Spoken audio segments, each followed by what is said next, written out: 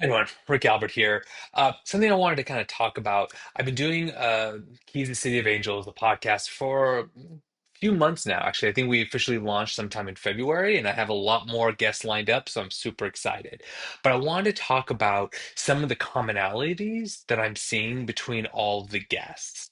So let's start with the first one. The first one is core values.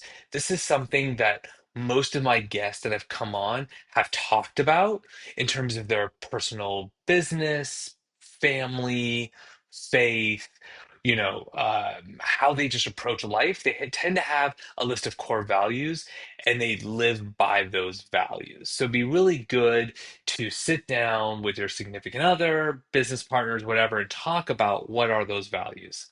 The second thing is getting your family involved. That one is super interesting because there was the old adage of like, don't bring your kids to work necessarily, or, you leave business out there and not at the dinner table.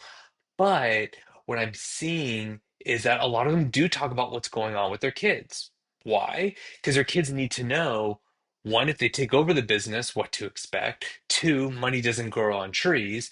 And three, value what you have.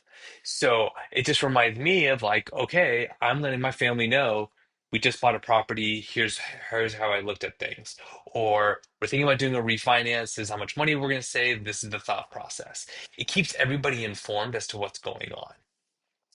The last thing that I really noticed was passion. People were very passionate about what they were doing, even whether it was tax strategy, designing buildings, or just honestly just living their best life. But the reality was they were passionate about what they were doing. If you're not passionate, it's very hard to be the best at what you want to be. Love to get your thoughts. Comment below. Talk about maybe some of your core values and share with others. And I'll talk to you guys later.